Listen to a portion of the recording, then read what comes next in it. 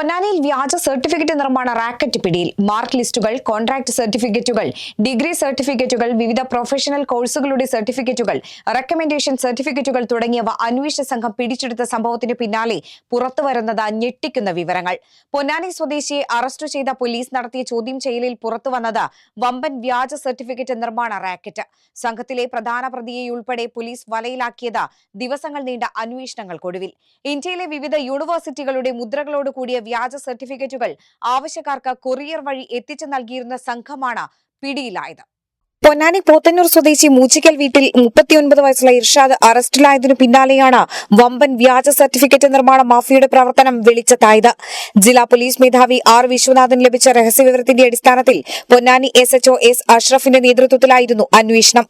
ഇർഷാദിനെ കസ്റ്റഡിയിലെടുത്തതിനു പിന്നാലെ ഇർഷാദിന്റെ സഹായികളായ പുറത്തൂർ നമ്പ്യാരത്ത് വീട്ടിൽ രാഹുൽ, തിരൂർ പയ്യാരങ്ങാടി ചാലുപറമ്പിൽ വീട്ടിൽ നിസാർ എന്നിവരും പിടിയിലായി. ഈ 3 പ്രതികളെയും പോലീസ് കസ്റ്റഡിയിലെടുത്ത് നടത്തിയ അന്വേഷണത്തിൽ തിരുവനന്തപുരം നെടുമങ്ങാട് മണകോട് സ്വദേശിയായ ജസീം മൻസിലിൽ ജസീമാണ് സർട്ടിഫിക്കറ്റുകൾ എത്തിച്ചു നൽകുന്നതെന്ന് പോലീസ് കണ്ടെത്തി. വിപുലമായ അന്വേഷണങ്ങൾക്ക് ശേഷം ബാംഗ്ലൂരിലെ ഒളി സങ്കേതത്തിൽ നിന്നും പൊന്നാനി പോലീസ് ജസീമിനെ പിടികൂടി. ഇയാളെ ചോദ്യം ചെയ്തതിൽ നിന്നും സർട്ടിഫിക്കറ്റ് നിർമ്മിച്ചു നൽകുന്നത് സംഘത്തലവനായ ഡാനി എന്ന ആളാണെന്ന് സൂചന ലഭിച്ചു. എന്നാൽ ഇയാളുടെ യഥാർത്ഥ വിവരം മറ്റു പ്രതികളോട് പോലും ഇയാൾ മറച്ചുവെച്ചത് അന്വേഷണത്തിന് തിരിച്ചടിയായി. വാടക അക്കൗണ്ടുകളും വാടക സിം കാർഡുകളും ഉപയോഗിച്ചിരുന്ന ഡാനി ആർക്കും തന്റെ യഥാർത്ഥ ചിത്രമോ മേൽവിലാസമോ നൽകിയിരുന്നില്ല.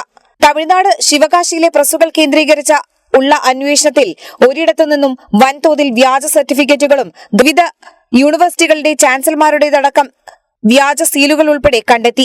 ഇതോടെയാണ് ഡാനി എന്ന മുഖ്യപ്രതിയിലേക്ക് പോലീസ് എത്തിയത്.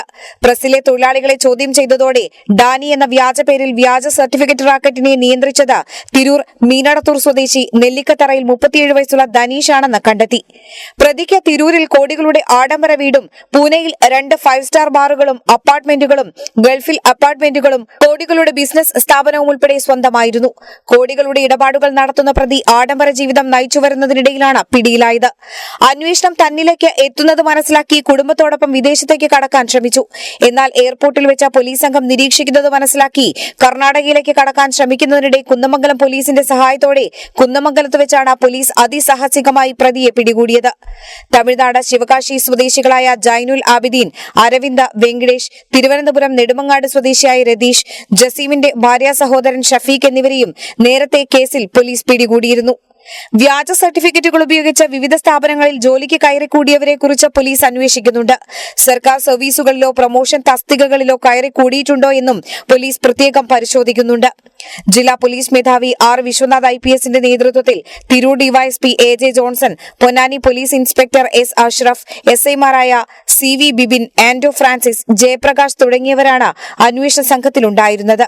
പൊന്നാനി കോടതിയിൽ ഹാജരാക്കിയ പ്രതികളെ റിമാൻഡ് ചെയ്തു. വളാഞ്ചേരി ബ്യൂറോയ്ക്കൊപ്പം ന്യൂസ് ഡെസ്ക് കേരള വിഷൻ.